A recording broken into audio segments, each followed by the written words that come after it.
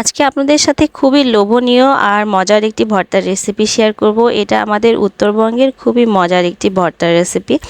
তো এটার জন্য আমাদের প্রথমেই লাগছে ছোট ছোট দেশি আলু। এই ভর্তাটা এরকম ছোট ছোট দেশি আলু দিয়ে করা হয়। এটা ছোট আলু দিয়ে করলে এই ভর্তাটা মজা লাগে। আর এই ভর্তাটা কিন্তু এরকম খোসা সহই হবে।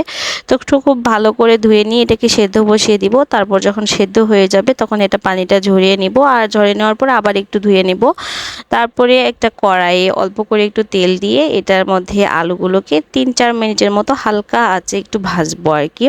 এতে করে ভর্তাটা একটু আঠালো হবে। এই ভর্তাটার মেন থিমটাই হচ্ছে এটা একটা আঠালো ভর্তা। তো এরকম হালকা আঁচে এটাকে 3 থেকে 4 মিনিটের মতো একটু ভেজে নিব। যখন আলুর চামড়াগুলো টান টান হয়ে যাবে তখন এটাকে মানে আলুগুলোকে উঠিয়ে নিয়ে এই কড়াইয়ে আমি একটু লাল লাল কাঁচামরিচ ভেজে নিব। এটা কিন্তু শুকনা মরিচ দিয়ে বেশি ভালো লাগে। তবে আপনাদের ভাইয়া যেহেতু শুকনা মরিচের ভর্তাটা অ্যাভয়েড করে, সেই জন্য আমি কাঁচামরিচ নিয়েছি। কাঁচামরিচের সাথে এখানে আস্ত কিছু রসুন আর পেঁয়াজ কুচি দিয়ে দিলাম।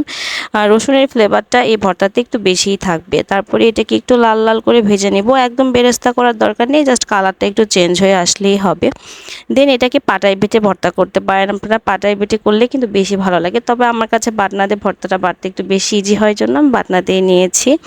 এটাকে খুব মিহি করে বেটে নিয়ে দেন আলুগুলো দিয়ে খুব ভালো করে মেখে নিতে হবে। এই সময় কিন্তু একটু আঠালো হয়ে যায়, ভর্তাটা করতে একটু সময় নিয়ে করতে হয়, যেহেতু খোসা সহ আলুটা ভর্তাটা একদম আঠালো হয়ে যায়।